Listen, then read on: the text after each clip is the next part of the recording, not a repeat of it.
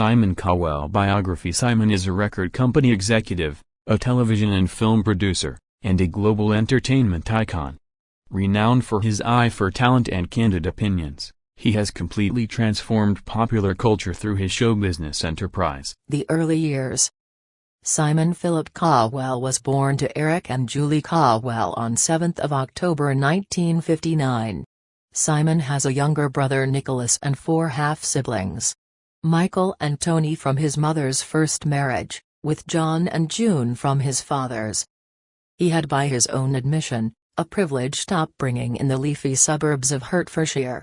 His home was in Elstree, which was also famous for its film and television studio, where Simon grew up alongside some illustrious neighbors from the film world. Simon's school days were spent at a boarding school in Dover, which he never liked and rebelled against.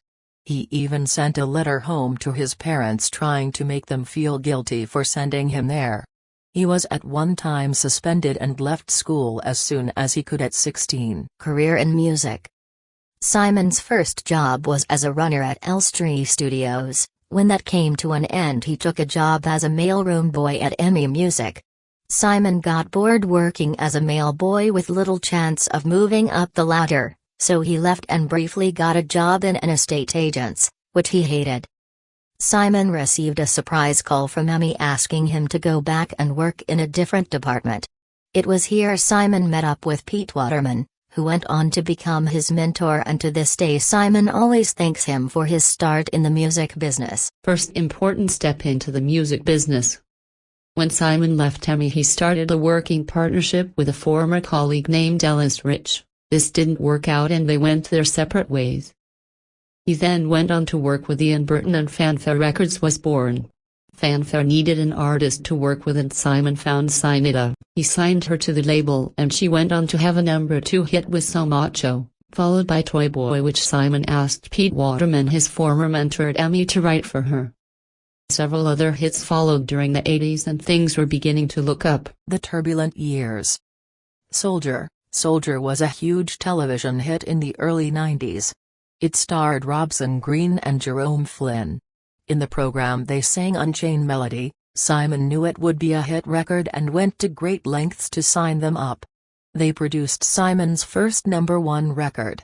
Their second record, of the Old Bachelors hit I Believe, also went to #1, followed by the album becoming the best-selling album of 1995.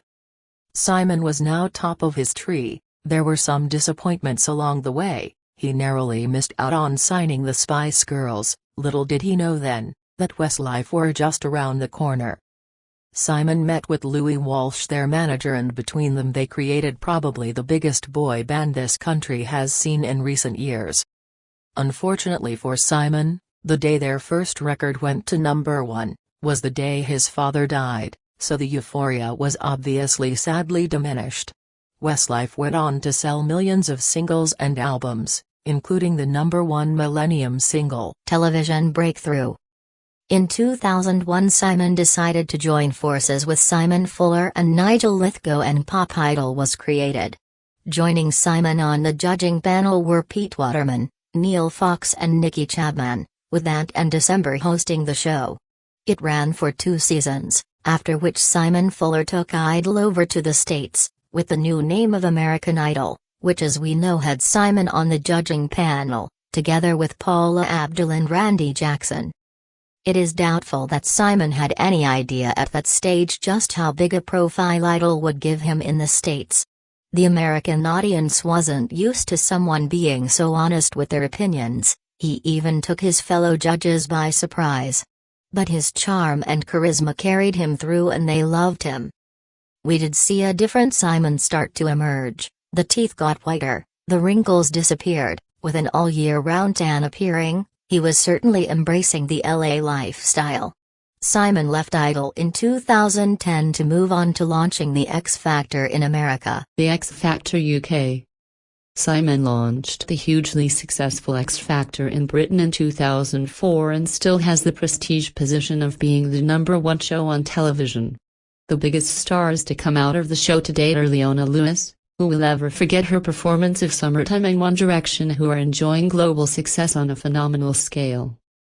The judges have changed over the years, but the production of the show gets bigger and better each year, and we see the biggest names in music making guest appearances.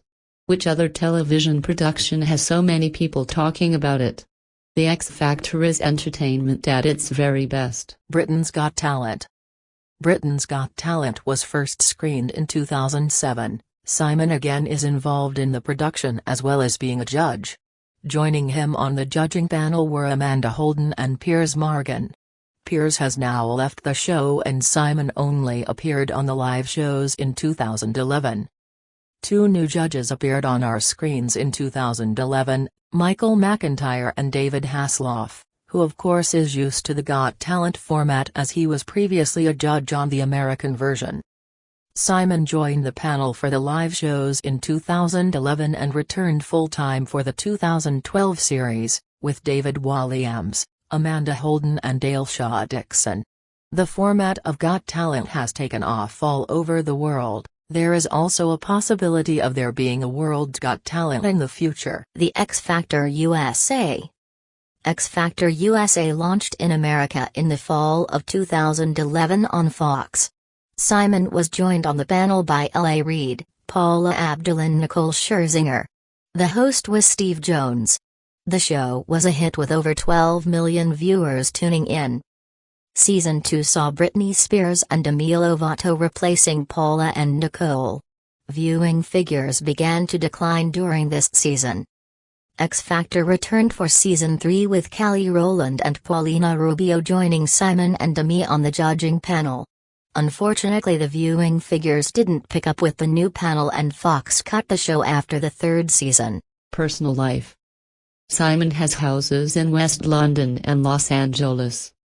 His most recent property purchase is a house in Malibu where he now spends most of his time when in America. Simon makes no secret of his love for cars and currently owns several, including a Rolls-Royce Phantom, Ferrari California, a Jaguar Speedster, a Bronco Jeep, convertible Bentley, and in 2011 he surprised everyone by buying a smart car. Simon usually holidays over Christmas and the New Year in Barbados. Sandy Lane always a favorite. Also taking to the ocean on the luxury yacht Slipstream. On his summer break he favors the Mediterranean, usually afloat on Slipstream around Italy and the south of France. Relationships. Simon has had relatively few serious relationships over the years. One of his first was with Jackie Street Clare, a model who he dated for a short while in the early 80s. Although the relationship didn't take off, Jackie has always been one of his closest and most trusted friends to this day. Jackie and her husband still accompany him on holiday and they are often seen dining out together. Simon went on to date Cynida in the mid-80s, how long for is unclear, but it seems the relationship was on and off over several years. Cynida, however, like Jackie, remains a close personal friend. His longest, most sustained relationship probably came with Terry Seymour, a stunningly attractive brunette who he first met in the early 90s, but didn't start going out with until 2001-2002 during the airing of Pop Idol. They split in the spring of 2008, although it wasn't made public until later that year. Again, Terry remains a good friend and often holidays with Simon and her new partner. In 2010, Simon announced he's engaged to his personal makeup artist Mesgan Husseini. Although the relationship broke up in 2011, they remain friends. Simon Cowell and his girlfriend Lauren Silverman announced the birth of a son they called Eric after Simon's late father. Eric, born on 14th of February 2014.